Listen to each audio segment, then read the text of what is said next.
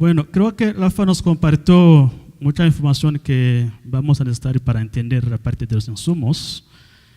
Quería retomar otra vez el comentario de Rafael, ¿sabes? Otro Rafa. Yo creo que este taller, porque su pregunta es si tenemos la información a nivel nacional, que ahora el centro es la CONAFOR, ¿verdad? La idea es cómo compartir esta información, cómo bajar la información que se tiene a nivel nacional a través de CONAFOR a los estados. Creo que el punto clave de la pregunta es este.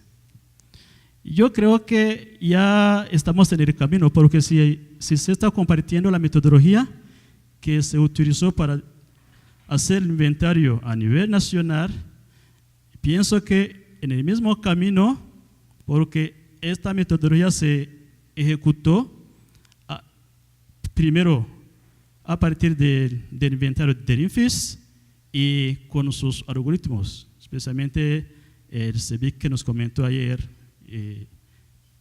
este señor Chu Jesús.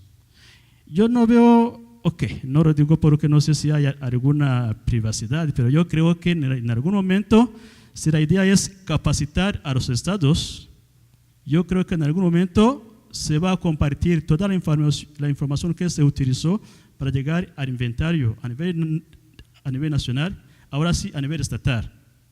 Este algoritmo, si un estado tiene hasta ahora, creo que tenemos un momento para compartir la experiencia que tenemos a nivel estatal, qué se tiene, qué tipo de datos se tiene, qué se ha hecho hasta ahora.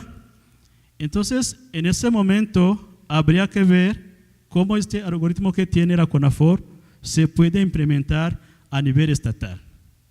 Creo que la idea es esta.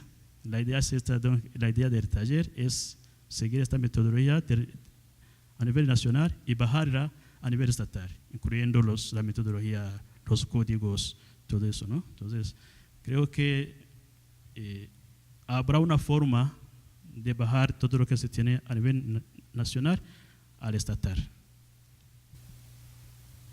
Aquí ya pasamos algo de tiempo, pero no hay problema porque lo que se vio para la biomasa aérea, como 80% de la metodología de la biomasa aérea se aplica a la biomasa subterránea, es decir, hay unos pasos que podemos ir pasando rápido porque lo podemos copiar y pegar de la biomasa aérea a la subterránea. Entonces, creo que no perdemos mucho tiempo porque vamos a poder avanzar sin problema. Ahora sí.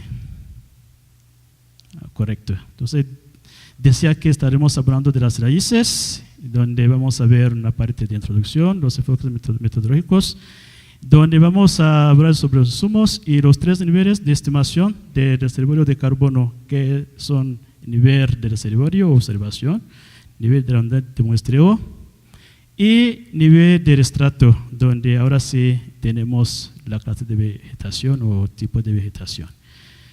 El objetivo del curso siempre es proporcionar una guía metodológica para poder estimar el reservorio de carbono para la biomasa subterránea. Ahora sí, bajar esta guía que tenemos a nivel nacional, a nivel estatal. La definición, pues, la biomasa subterránea es toda la biomasa de las raíces vivas, simplemente todas las raíces de la biomasa viva entran en esta parte de la biomasa subterránea. Hay una restricción que las raíces más finas del diámetro de 2 milímetros, esto no entran en esta parte de la biomasa subterránea. ¿Eso por qué? Porque no se puede distinguir estas raíces de la materia orgánica del suelo o de la hojarasca. Entonces, para quitar esta confusión, estas raíces no entran en la parte de la biomasa subterránea. ¿Qué hay de los insumos? aquí el insumo central para la biomasa subterránea es más bien un insumo derivado de la biomasa aérea porque es una proporción de lo que se tiene a nivel de la biomasa aérea. Entonces, si se desarrolló completamente la parte de la biomasa aérea, de las ramas y tallos, esta información se utiliza ahora para estudiar o para estimar el desequilibrio de la biomasa subterránea de las ramas correspondientes. Bueno, entonces se utilizan los mismos insumos que los que se utilizan para la biomasa aérea. Eso es decir, como lo dijimos ayer, tenemos las dos bases de datos que son los datos, el ciclo de muestreo de 2004 a 2007 y de remuestreo de 2009 a 2014 del inventario forestal y de suelo, junto con los demás insumos que hemos visto también el día de ayer. Entonces, hasta ahí creo que estamos repitiendo lo que vimos en la sesión del módulo 2. Bueno, el insumo complementario, es lo que les decía, es solamente esta relación de la biomasa subterránea, biomasa aérea, que viene referenciada en el protocolo, en el IPCC 2006, en este cuadro, pero aquí estamos reproduciendo la misma tabla para ver qué se tiene. Entonces, aquí lo que se define es el dominio, es decir, dominio templado, tropical, subtropical, y las zonas ecológicas de nivel 1 y 2, luego las claves de tipo de vegetación, y se tiene ahora los rangos diamétricos, y con esto se define la correspondiente o el correspondiente la zona biomasa aérea, biomasa subterránea. No sé si alguien podría completar esto para alguna teoría de forma resumida. Así rápido. Rafa.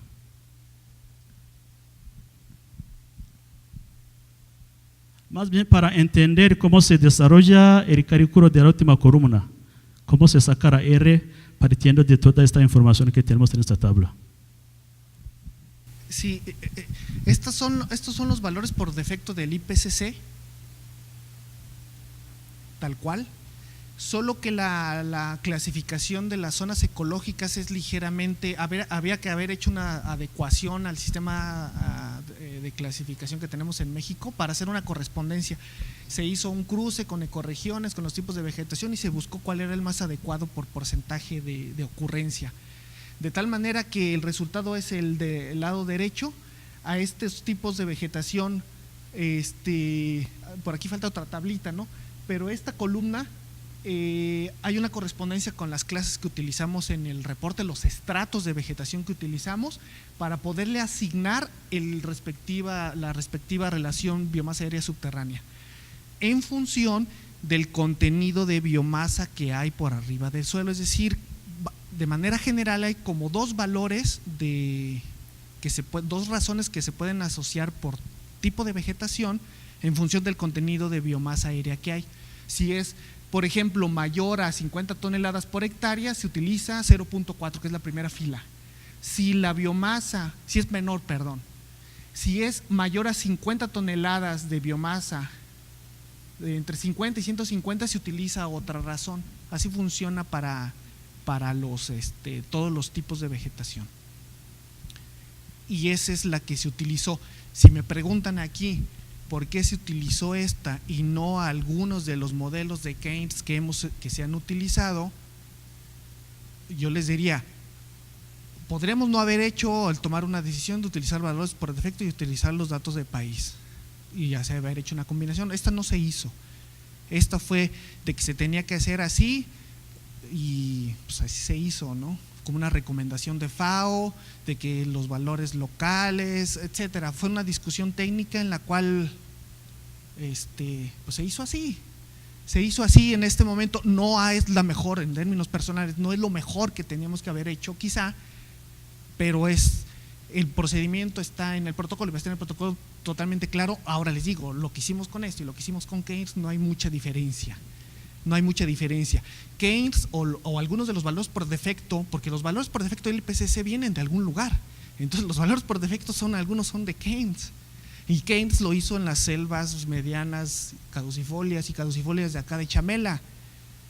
Y de ahí pues hay muy pocos otros para templados. Y entonces habrá que haber hecho la combinación, a lo mejor, y podemos hacerla. Los trabajos, porque cuando decimos es que hay trabajos locales, sí, pero ¿para dónde? Y a lo mejor son muy limitados. Una pregunta, pasa el micrófono. Entonces, pero es cosas que está claro. Lo interesante es que esté claro y que no hay nada oculto, ¿no? Y hay cosas que seguramente se van a mejorar y se van a estar haciendo una combinación de fracciones con razones. Bueno, básicamente es la misma cuestión que ya he venido planteando sobre la península de Yucatán. La península de Yucatán representa aproximadamente el 15%, 18% del territorio nacional. Es una placa kárstica enorme donde esas relaciones no tienen nada que hacer absolutamente. Es decir, yo puedo tener una biomasa aérea brutalmente grande con cedros y caobas en un suelo de 25, 30 centímetros de profundidad y me dices, ¿dónde diablos meto todas esas raíces? No existen. Entonces, nuevamente, suena raro eso de vámonos a la hermana República del Yucatán, pero es un mundo aparte. Esa zona kárstica impone condiciones muy particulares tanto a los suelos como a la vegetación de toda la península. Si tú me dices, por ejemplo, el criterio de los 7.5 centímetros, así es. En una selva baja subcaducifolia de la península de Yucatán, la que quieras, el 70% de la biomasa tiene menos que ese diámetro. Ajá, sí. Entonces, están haciendo unas estimaciones que para la península de Yucatán están completamente fuera de orden. Yo lo vería justamente ese comentario, y que bueno que lo mencionas, como justamente el área de oportunidad en la que las características particulares de los estados, de las regiones pueden contribuir a que los métodos que se desarrollan aborden este tipo de áreas de oportunidad. Justamente la información del inventario habrá que en su momento incorporar, habrá que consensuar, habrá que extender que determinados diámetros se deban incluir en el marco de un inventario nacional, pero es evidente, digamos, ese tipo de comentarios, y gracias por hacerlo, que hay áreas de oportunidad que seguramente deben de ser atendidas en lo local y que en algún momento deberán formar parte de un inventario nacional forestal para empezar, y en su momento el inventario nacional de emisiones. Ahora seguramente habrá formas de poder hacer una estimación gruesa con un nivel de incertidumbre muy bajo, porque lo hay, de que podemos estimar desde el nivel 1 a 3 o hasta nosotros meter algunos intermedios y mezclar información, que eso se permite para poder nosotros generar un dato y además estimar sus incertidumbres asociadas y poder tener un dato de 2 más menos 10 o 2 más menos lo que sea, ¿no? De tal manera que sí, justo coincido, o sea, aquí no habrá de que el inventario no levanta, pues efectivamente el inventario no levanta, el inventario forestal no levanta diámetros menores a 7.5 por la forma en cómo se generó en su momento, que habrá que actualizarlo, que era para plantaciones, que era para recursos maderables.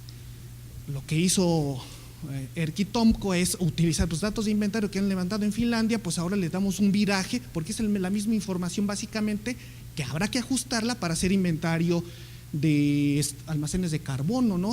Okay, quiero complementar tu intervención a la pregunta de Alberto. Okay. Siempre lo voy a decir de forma estadística. O no se tiene información, o se tiene alguna información. ¿Qué hacemos? ¿Hacemos algo o no hacemos nada?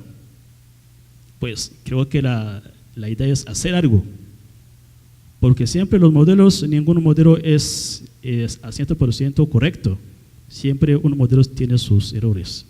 Entonces, tú dices, en Yucatán ningún caso entra en los umbrales que tenemos, por ejemplo.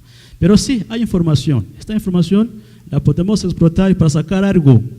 Este es el caso, donde dice Nacional Estrella. Hay unos casos donde no se tiene información que propone el IPCC.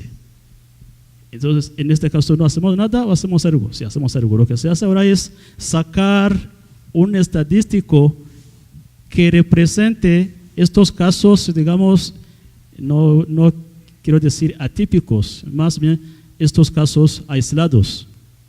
Esta mediana podría ser otro estadístico, un promedio, cualquier estadístico. Donde no tenemos información específica para el caso, sacamos algo que represente de forma aproximada lo que no tenemos. Entonces, en el caso de Yucatán, hay información a nivel nacional. Creo que la pueden usar, aunque no sea 100% digamos, consistente con lo que se tiene a Yucatán, pero sí hay algo. Con este algo pueden avanzar, mientras tratan de desarrollar, de encontrar otra forma de hacer sus estudios, para sacar ahora sí los parámetros apropiados a los casos especiales que tiene el Estado. Entonces, la idea es, siempre hay que hacer algo en lugar de no hacer nada. Esta es la idea de estadística. No sé si hay algún otro comentario o avanzamos.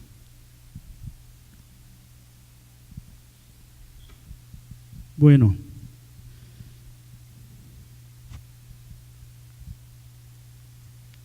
Entonces, en este caso, como lo vimos en el caso de la biomasa aérea, usando estos datos del INFIS, de los dos ciclos, se estima la biomasa subterránea para los dos reservorios que vimos, que más bien las dos categorías que son tierras forestales y praderas, que vimos de forma repetitiva más bien esta tabla, y que, como se mencionó, que para estas categorías no hay información suficiente para poder estimar la reserva de carbono de la biomasa subterránea. Ok, ahora, ¿qué se hace a nivel de reservorio para estimar la densidad de carbono de la biomasa subterránea? Es el mismo procedimiento que se sigue para el caso aérea. Porque la biomasa subterránea, como lo mencioné, es una fracción de la biomasa aérea. Es decir, si se tiene la información a nivel de la biomasa aérea, automáticamente ya podemos avanzar para estimar la correspondiente cantidad de carbono a nivel subterránea, solamente utilizando esta fracción.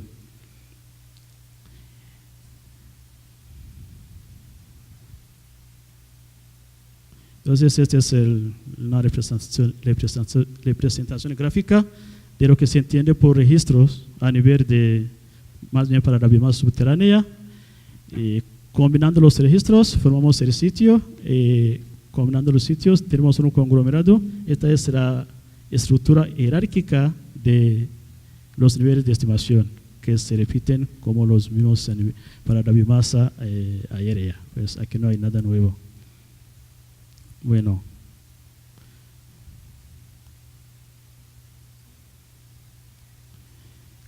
Como se mencionó, para estimar las reservas de carbono de la biomasa subterránea, se utiliza la biomasa que se tiene a nivel de la unidad de muestreo secundario, sumando los datos de los registros correspondientes. Es decir que se tiene aquí que en el primer lugar, en nivel de observación, hay que calcular las reservas de carbono para la biomasa aérea y luego se suman para sacar el estimador a nivel de la biomasa subterránea, más bien de la unidad de muestreo secundario, que en este caso va a ser el sitio. Bueno, entonces luego se calcula la biomasa para cada una de las unidades de muestreo, que son los sitios. Y el procedimiento para la unidad de muestreo secundario, pues es primero estimar la biomasa para sitio, y luego para tipo de vegetación o tipo de uso de suelo. Y una vez que se tiene esto, se usan estos factores de la biomasa aérea subterránea para sacar los reservorios a nivel de la biomasa subterránea. Estos, aquí no sé si Lafa quería comentar algo, pero hasta ahora estamos utilizando los datos que nos proporciona el IPCC, que son datos por defecto. Bueno, entonces, como les como lo mencioné, estaremos utilizando los datos de los ciclos de muestreo, que son el muestreo de 2004 a 2007 y el remuestreo de 2009 a 2014, que corresponden a estas series de INEGI. Bueno. Ok, aquí Rafa, me gustaría que si hay algún comentario sobre esto o alguna información de cómo se hizo a nivel de la CONAFOR para aplicar estos factores de relación que se suba también a la plataforma, porque me di cuenta que se quiere de alguna aclaración para entender lo que se hace. Pues fue básicamente lo que comenté. Esos valores por defecto se asociaron a un tipo de vegetación y a un contenido de biomasa aérea, de tal manera que esos fueron los criterios para asignar justamente esos valores para cada una de las parcelas o los sitios secundarios, ya que los sitios secundarios pues están ubicados con sus coordenadas y caen en alguna de estas categorías, ¿no? Es así de simple, digamos. Ese es el procedimiento general, que es el que se presenta o que presenta aquí Alfonso en estas diapositivas, que es el que les comenté. Pero es básicamente un valor por defecto asociado por contenido de biomasa aérea y por tipo de vegetación asociado a las ecorregiones propias que marca aquí el IPCC, esas adecuadas a las condiciones de México. Pero es básicamente eso. Esta es la misma tabla que estamos… Hay una… ¿Un comentario? Pasa el micrófono, por favor.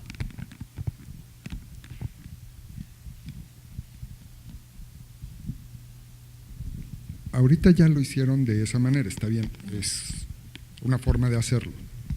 Ahora, dado que contamos con modelos salométricos que también incluyen la información de biomasa subterránea, ¿no hubiera sido más prudente o no sería prudente en una revisión posterior aplicar la misma rutina que para la biomasa aérea y sacar primero toda la información para la cual se cuente con los modelos salométricos de biomasa subterránea y después lo que no es asignable, entonces sí utilizar promedios?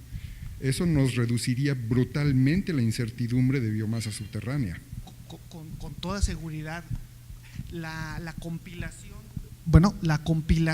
o la estructura de la base de datos de modelos salométricos sirvió de base, la experiencia fue con modelos salométricos de biomasa y carbono, pero los modelos salométricos de volumen o los modelos salométricos que incluyen la biomasa total, digamos, aunque parezca una redundancia, la biomasa viva, pero incluyendo la subterránea, porque hay una cuestión incluso de términos, al momento de revisar la literatura y de irse uno a las referencias de la biomasa, porque la depuración, y lo va a decir aquí, la depuración de las bases de datos cuando se están hablando de la biomasa viva, hay que revisarle bien si ese modelo se está refiriendo a la biomasa por arriba o está incluyendo la biomasa en raíces, si es que hicieron un muestreo destructivo de raíces, que no es como que muy frecuente, son pocos los trabajos que hay de ese tipo, e incluso si la biomasa aérea, si lo dejamos solamente la parte superior, incluyeron ramillas menores a 2.5 o si las hojas, etcétera, de tal manera que tenemos modelos de biomasa total aérea que pueden no incluir ramas o no incluir ese modelo, no haber incluido ramas menores a 5 centímetros o a 2.5 centímetros. Entonces, todas estas diferencias que al final nosotros decimos, es un modelo alométrico, pero solo del fuste fue, o con todo y rama, pero sí efectivamente la estructura de la base de datos permitiría meter cualquier tipo de modelos de biomasa total, incluyendo la subterránea o de otros, como volumen, bajo cierta estructura de metadatos que se requieren para que sin problema, a través de el mismo algoritmo, le dé prioridad a ese tipo de modelos desarrollados de manera local o para estimar ese tipo, y se puede combinar sin problema, que es lo que cuando se tiene la información, por lo menos para la biomasa aérea lo hemos hecho. Habrá y sin problema se podrá incluir este tipo de modelos. Honestamente, yo no conozco muchos modelos de biomasa viva, incluyendo la biomasa subterránea, pero cabe y seguramente se podrá, y con toda seguridad se podrá hacer, independientemente de quién esté, ¿no? Pero sí es algo que se quede escrito, que se queda claro qué se hizo y qué no se hizo y que habrá que incorporarse, ¿no? No, mi pregunta era si el sistema de estimación de biomasa y carbono tiene modelos alométricos que incluyan así, si hay en el sistema esos modelos. No, en el sistema no hay, no hay modelos que incluyan biomasa subterránea. Los que están en los 600 modelos alométricos que tenemos en la base de datos, y que no todos entran en juegos, pero no todos se pegan, ¿no? En función de sus parámetros. Que yo recuerde, no hay uno. Más, no recuerdo yo si tenemos alguno que tenga biomasa subterránea o biomasa en raíces. Entonces, hasta ahora lo que se utiliza es la información por defecto del IPCC para los casos que no vienen mencionados en el IPCC. Se utiliza este valor promedio a nivel nacional, que es en este caso más bien la mediana de los valores que ya se conocen. Okay. Esta tabla es la que vimos previamente, pero ahora sí viene completa porque viene con los rangos de variabilidad de esta relación biomasa aérea, biomasa subterránea. Entonces, esto en algún momento nos permite calcular, más bien evaluar qué tal es bueno este estimador, sacando su incertidumbre. Ahí viene una lista de referencias para que si alguien quiere leer para tener más información sobre esta estadística biomasa subterránea, biomasa aérea. Entonces, ¿qué se hace para poder asignar este valor de forma más adecuada a las condiciones de México? Primero se procede a utilizar los dominios y zonas ecológicas de los valores que se tienen en este cuadro que acabamos de ver, y hacer una correspondencia entre las ecorregiones y ecosistemas vegetales del país. Es decir, sacar la tabla del IPCC en una mano, en la otra las ecorregiones y ecosistemas vegetales, y de estas dos informaciones hacer una correspondencia, es decir, ver cuál es el dominio del IPCC que corresponde, por ejemplo, a la ecorregión de México. De ahí se saca un valor que se utiliza a nivel del país. Bueno, por ello, que se intersectan pues las capas de ecorregiones de México y las capas de uso de suelo y vegetación del INEGI. Y posteriormente se genera una matriz de superficies de los tipos de vegetación y uso de suelo por ecorregión, esto expresada en porcentajes. Eso para mostrar la mayor extensión por ecorregión, pues. Entonces se identifica una correspondencia entre los dominios y zonas ecológicas con las ecorregiones y las clases de vegetación. Esto viene como una repetición de lo que dije anteriormente. Entonces, esto es esta correspondencia que nos permite sacar el valor de la razón biomasa subterránea, biomasa aérea, que hay que utilizar a nivel del país. Entonces, esto sacando los porcentajes, se usa el que viene con un nivel superior, de porcentaje. Finalmente, ¿qué se tiene? Que a cada tipo de vegetación y uso de suelo de INEGI se asigna un tipo de bosque según su dominio y su zona ecológica que viene en el IPCC. Y en este caso, si hay un tipo de vegetación que no viene en esta tabla, más bien en esta forma de hacer la correspondencia IPCC, la información que se tiene al país, ahora sí, a este tipo de vegetación se le asigna el valor por defecto que vimos que se calcula como una mediana de los valores que se tienen en la tabla que vimos anteriormente. Bueno, esta es la tabla de los porcentajes de ocupación. Y una vez que se tiene este valor, entonces se le asigna al tipo de acuerdo a lo que se dio previamente. Creo que es como una repetición. Bueno, entonces para calcular el carbono por sitio, aquí ya se tiene digamos la biomasa subterránea. Ahora sí se le aplica esta fracción que es casi el 50% de la biomasa aérea. Es decir, si tenemos una raíz, casi su mitad está compuesto del carbono. Es por eso que se aplica esta fracción. Y aquí otra vez se repite la misma tabla. Ahora vamos a pasar a la estimación a nivel del estrato. Es el mismo procedimiento. Ya se tiene información a nivel del sitio, a nivel de la unidad de muestreo.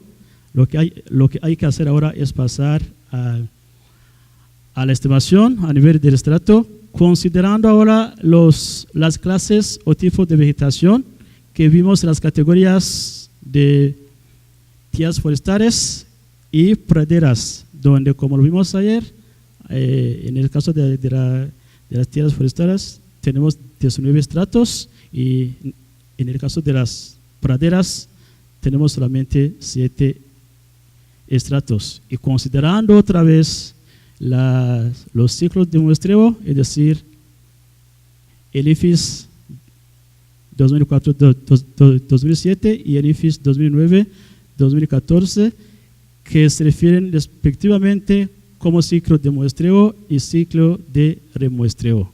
Aquí no sé si hay algún comentario, Rafa o Adrián.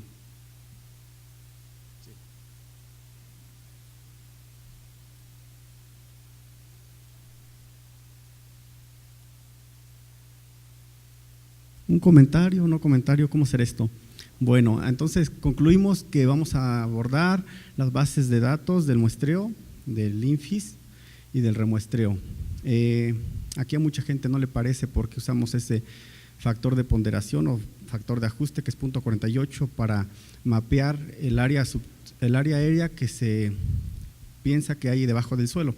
En este caso sería biomasa subterránea.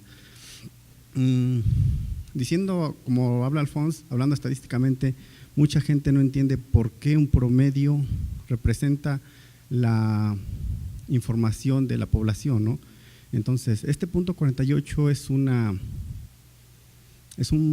indicador, un parámetro que de manera general o en promedio nos representa la biomasa subterránea en los bosques, ¿no?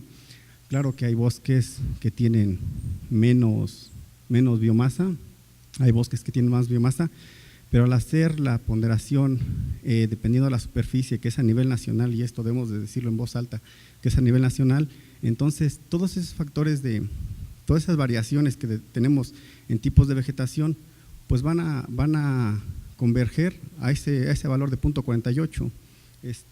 Es mi única participación, que se deberían de usar modelos alométricos para designar la biomasa de raíces, sí, claro, y deberían hacerse muchas cosas.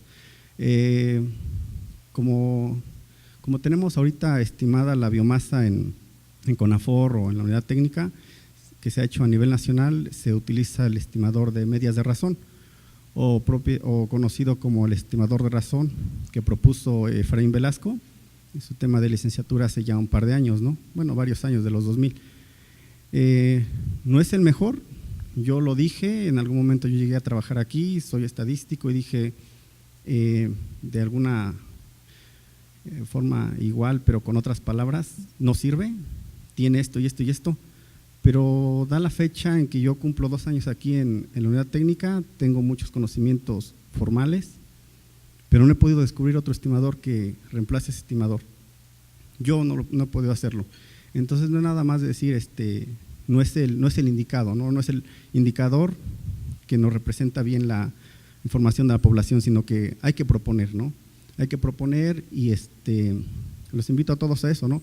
A reflexionar que este es un trabajo que se tiene que hacer de forma nacional, muy general, y sí, no es lo mejor que hay, pero es lo que mejor representa la información que se tiene en el país, en los bosques, porque como ya lo dijo Alfonso, se tiene categorías, estamos reportando a nivel de IPCC, filtramos, tenemos los 32 tipos de vegetación del INEGI, nos llevamos 24, que 17 son de tierra forestal, 9 de praderas, entonces ya se tiene la información que vamos a usar. ¿Qué más le quería comentar? No, nada, solamente eso, que creo que a algunos nos parece que es un buen indicador, punto 48 de la biomasa subterránea, algunos no, pero es el que se va a usar en este ejercicio. Ok, correcto. Ok, más bien para terminar esta diapositiva que tenemos ahí.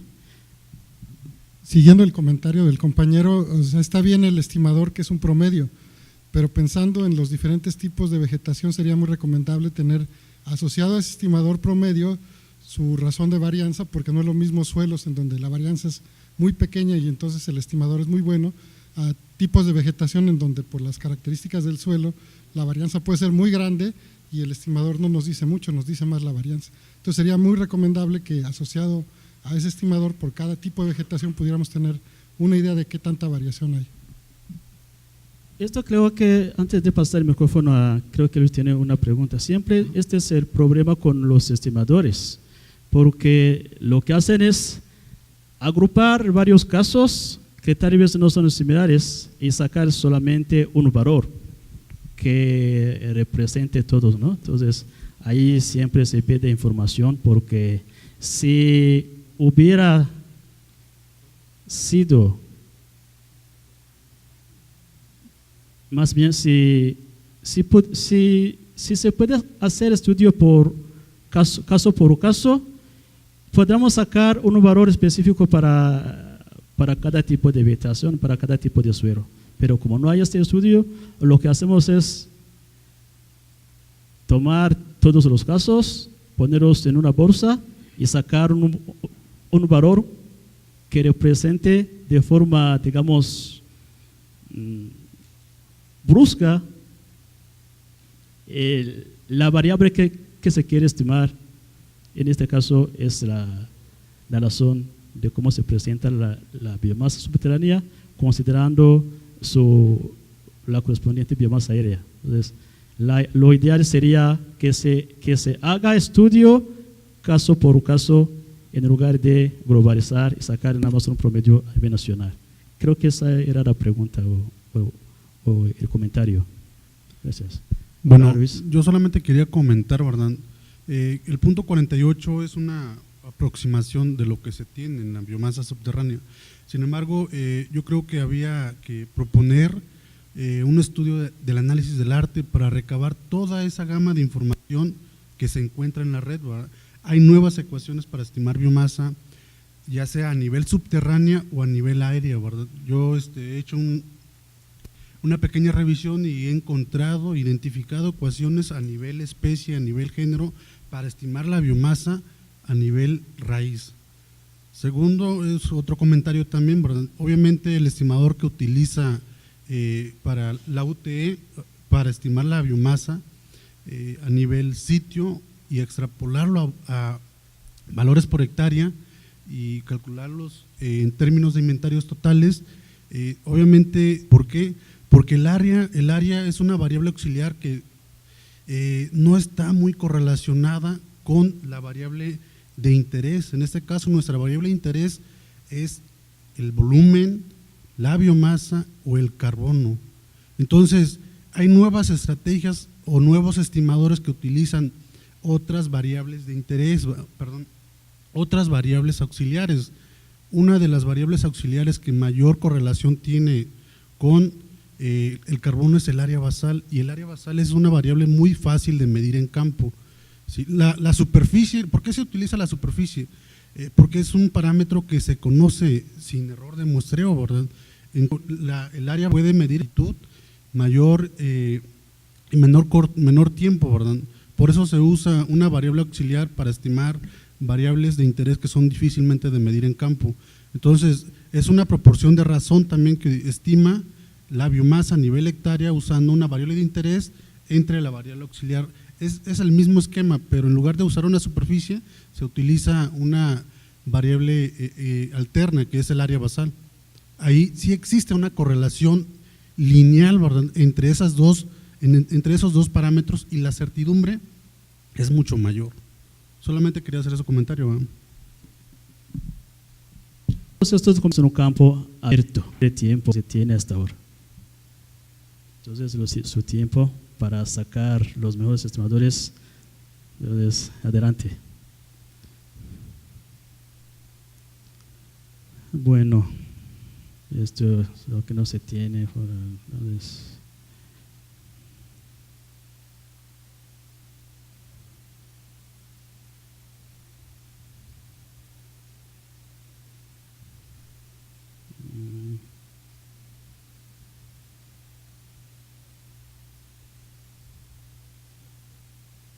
ok, aquí que tenemos en esta diapositiva, se utilizan los sitios cuyo estrato pertenece primero a tierras forestales y praderas, porque dimos que son las clases de IPCC que más bien que para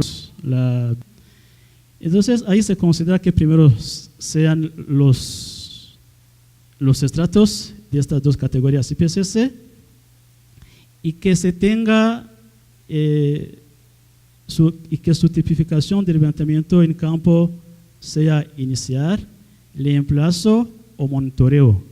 Creo nos podría, no sé si Adrián sabe algo sobre estos tipos de datos que tenemos en el INFIS, de iniciar, reemplazo, remuestreo.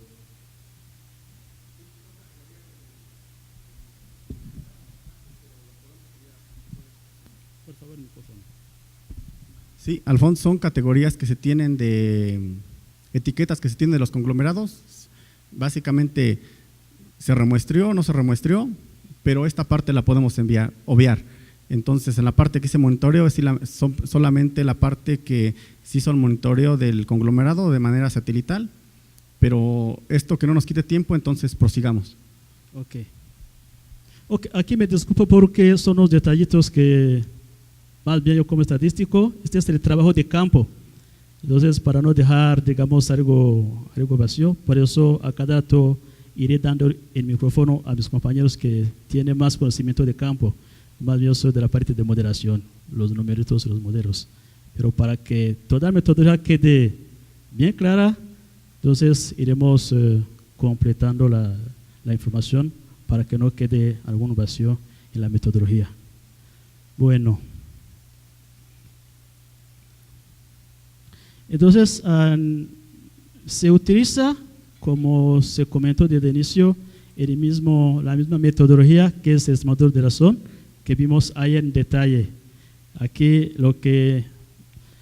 la información es simple. Aquí que se tiene, lo que hay que entender en este estimador de forma simple, nos saca una densidad. ¿Eso qué quiere decir? Nos saca la cantidad de carbono por unidad de superficie. Es por eso que para calcular este estimador necesitamos primero las densidades de carbonos y las superficies, y sumamos las densidades de carbonos y las superficies, Entonces, al calcular esta razón, lo que tenemos es una densidad más bien de carbono, por eso de ahí sale la palabra densidad, porque es una cantidad por unidad de superficie. La teoría la vimos ayer, entonces creo que no la vamos a desarrollar otra vez, más bien la vamos a retomar ahora para poner en práctica la metodología con un ejemplo que vamos a ver. Bueno, no sé si andamos bien con el tiempo. Tenemos 5 minutos para preguntas, comentarios. Sí, un comentario con respecto a los estimadores de razón.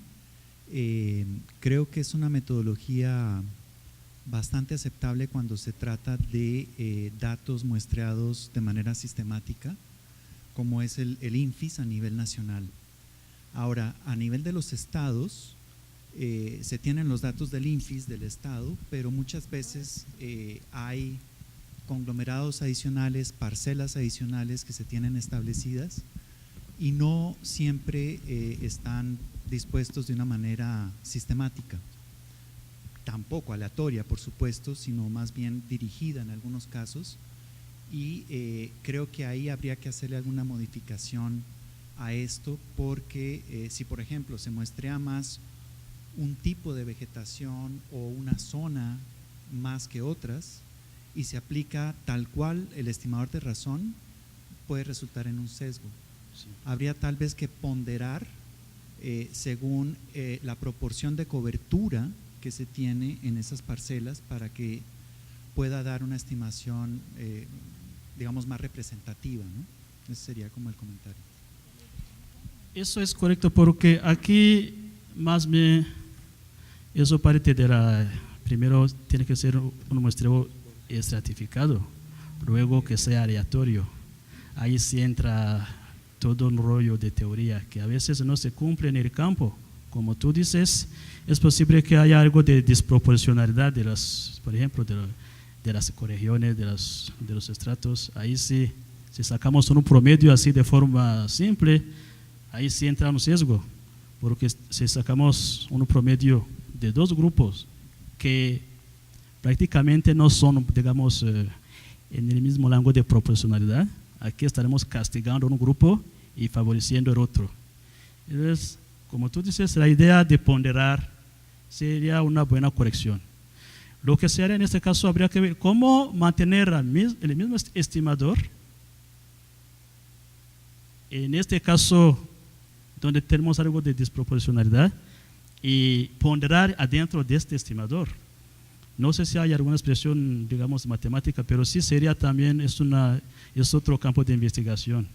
En este caso, donde el estimador tal cual no funciona bien, ¿cómo incorporar en esta forma los pesos para ponderar, para que, más bien para disminuir el sesgo? Entonces, este es un campo también, es un área de investigación. Es un buen comentario, gracias.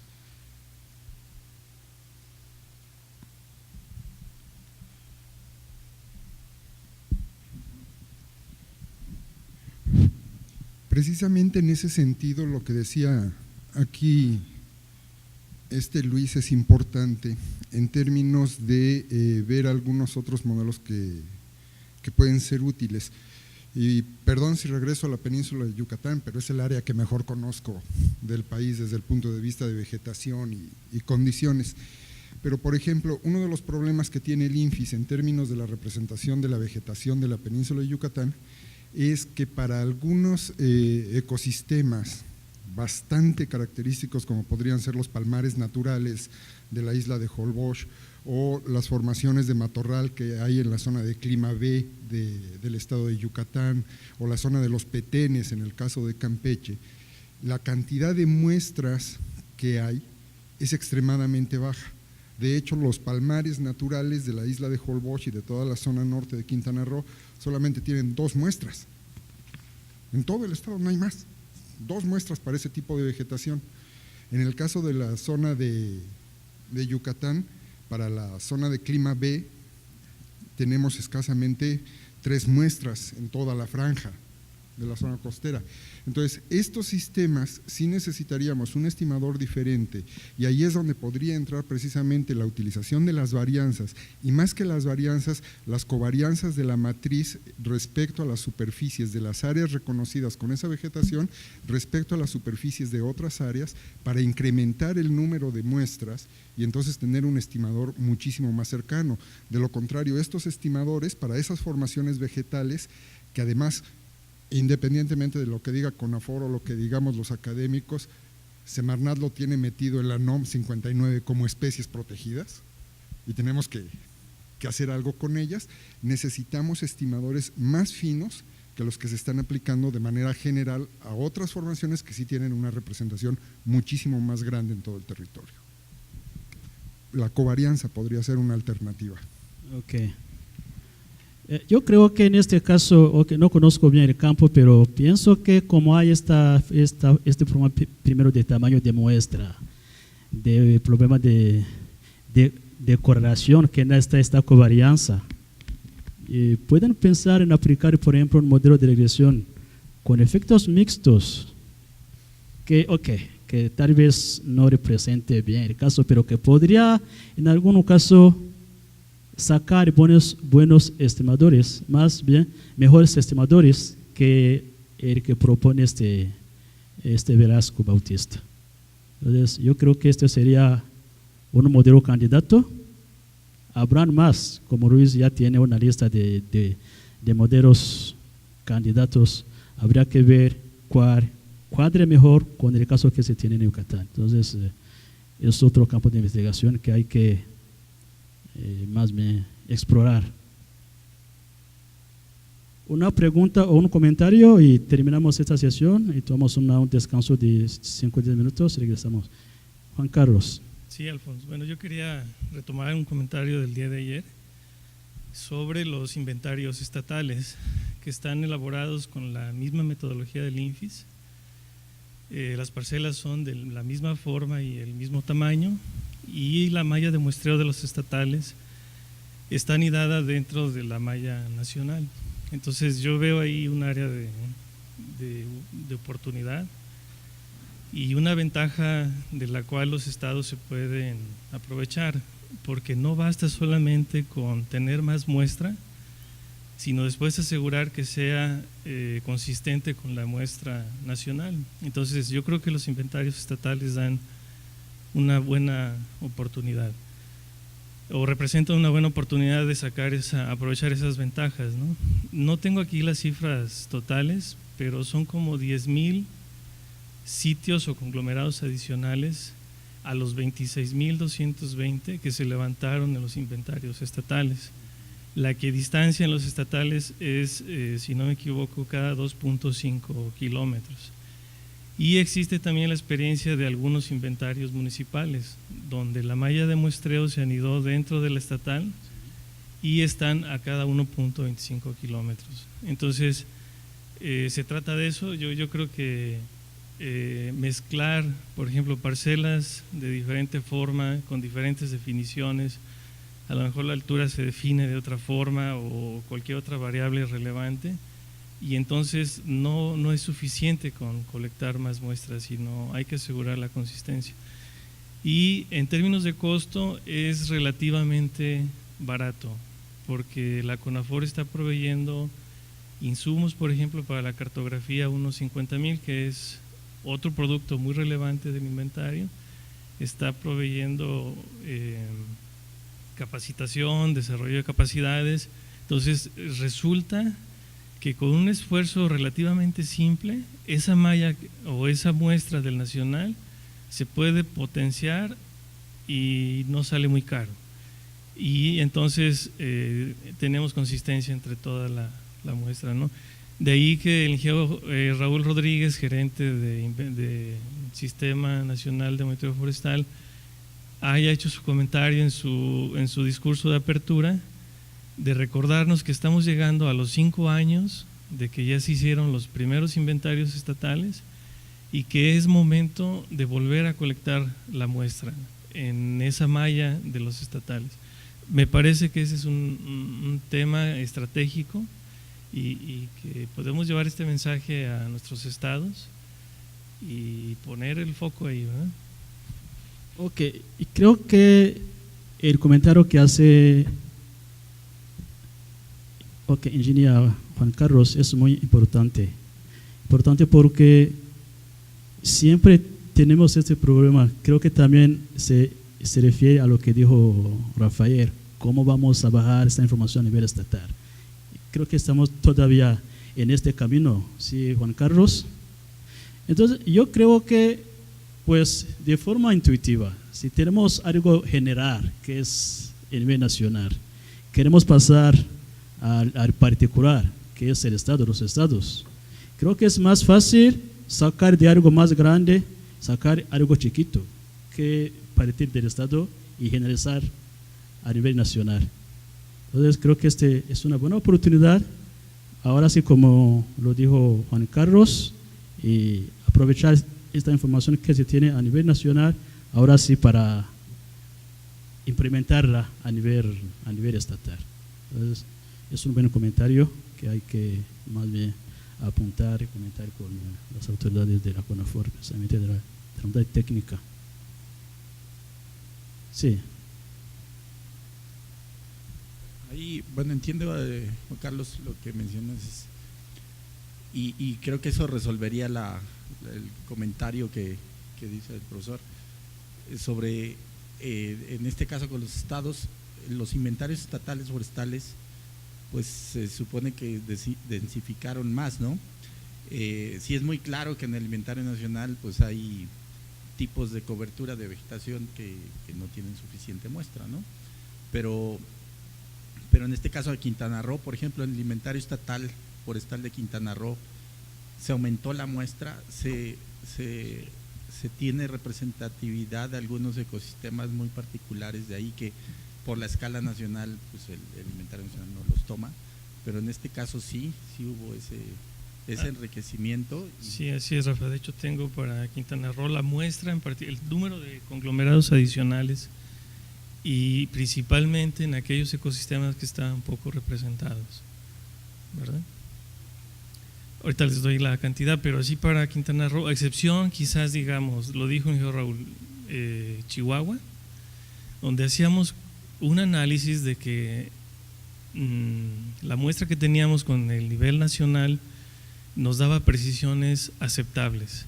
Entonces, estratégicamente, en términos de recursos disponibles, se decidía que el estatal no agregara más muestra y solamente se generó la cartografía 1 a 50,000, sin muestra adicional. Pero son 3 estados, creo que uno es Campeche, otro es Chihuahua y otro que no me acuerdo ahorita. Pues sí, Rafa, o sea, son como 10,000 conglomerados adicionales, aquí está Karina, anidados dentro de la malla nacional. Obviamente la única forma de anidarlos es reduciendo la equidistancia en esa malla sistemática. Naturalmente tenemos más muestra dentro del estado, ¿no? Levantados con la misma metodología y con las mismas definiciones.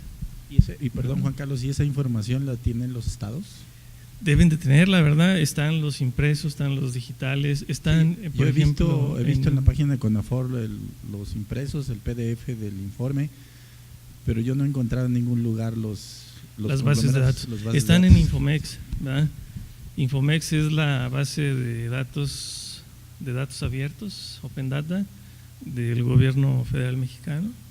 Entonces están ahí en Infomex los datos crudos de la parcela, ¿verdad? Perdón, quisiera hacer un comentario con relación a esto. No recuerdo, y bueno, ahorita qué bueno que lo va a buscar Juan Carlos, el dato de los conglomerados adicionales.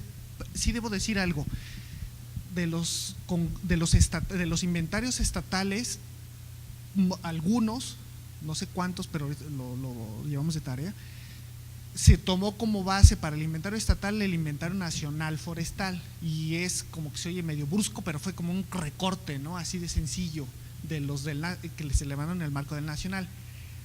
Algunos otros estados hay que tener cuidado porque si bien se incrementaron la muestra, no fue, en algunos casos es va de 8, por ejemplo, Jalisco lo tengo claro que solamente son 8 conglomerados adicionales en el marco del estatal, pero además, y esto sí aún a equidistancia para ciertos ecosistemas, pero también les debo decir algo, las variables que se levantaron en el marco del nacional, dejando por un lado, esto es para la fase de campo, ¿no? La fase de establecimiento de un mapa de referencia a unos 50,000, ese sí es otra cosa, que es parte de un inventario nacional forestal como la primera etapa, ¿no? Pero la parte de campo, las variables que se levantaron de los conglomerados adicionales al nacional para los inventarios estatales, en términos, sí cuenta con una serie de variables menores a las que se levantan en el marco del nacional. Si lo ponemos en la matriz que puse para esas variables en el aporte a la estimación de los reservorios, prácticamente nos estamos quedando solamente con la biomasa aérea, con los muertos y tocones de la parte de madera muerta. El suelos, material leñoso caído, eso no se levantaron en los estatales. Aún sin embargo, bueno, puede ser una referencia la ubicación de los puntos, es decir, podemos criticarlo, pero a la vez podemos tenerlo como un punto de partida, ¿no? Eso es cierto, eso no se levanta en los estatales, solamente se levantaron en el nacional, y incluso ahorita se está dejando de levantar algunas variables que antes aportaban a ciertos reservorios, en términos de carbono, ¿no? En términos de almacenes de carbono. Pues los inventarios estatales hay esta información más precisa, mayor densidad cuando hay adicionales. En estatales no hubo suelos. En estatales no hubo suelos, no hay mantillo, no hay hojarasca, no hay fermentación, o sea, es decir, solo de la madera muerta, solamente tocones y muertos en pie. Entonces es parcial, digo, se podría reportar así. Los otros reservorios no. Y algunas otras cosas. Entonces, digamos, sí, cuando uno habla de esto, hay que tener cuidado porque también No, Rafa, pero 10,000 parcelas adicionales son 10,000 parcelas adicionales a las 26,000. Y más allá de cuestiones técnicas que se pueden ajustar, lo que yo quiero decir es que la estrategia debe ser esa, ¿verdad? Es decir, no basta con que alguien diga necesito más parcelas, las puede hacer, pero corre el riesgo de perder quizás las 8,000 o las que le caigan del INFIS. Es decir, tenemos ya como país una experiencia vivida que parece ser exitosa, es decir, pocos países han replicado esto, tener inventarios multiescala anidados, consistentes y compatibles, ¿verdad? Entonces, en términos tal vez de detalle se pueden ver cosas, pero en términos de la estrategia creo que ya tenemos un buen camino muchos recursos invertidos, ¿no? No, justo en ese sentido, es decir, más allá, pero sin embargo sí es importante la parte de qué se levanta cuando hablamos de un inventario estatal, si es un marco de referencia para el cual se pueden anclar los estados. Yo lo veo así de manera práctica, no se levanta en el inventario estatal que tienen adicionales a los que se levantan en el marco de nacional, hay parcelas, en esas parcelas se levanta biomasa aérea.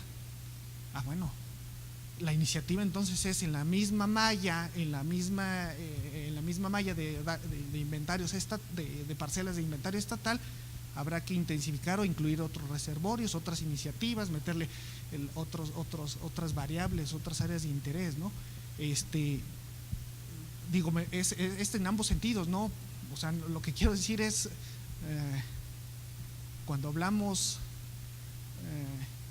o sea, ahí es donde balanceamos, ¿no? Como estados, tengo parcelas, tengo muchas para pocos reservorios o tengo pocas para todos los reservorios, no lo sé, es un balance. Al final el marco de referencia es un marco de referencia que pueden valorar y que son el inventario nacional forestal y la densificación a partir de la malla nacional como un punto de partida para ahí intensificar o meter más variables.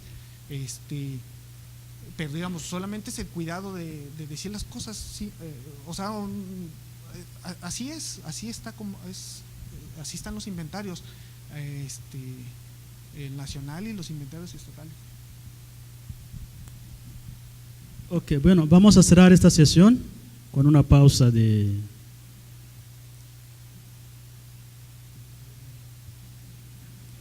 15 minutos.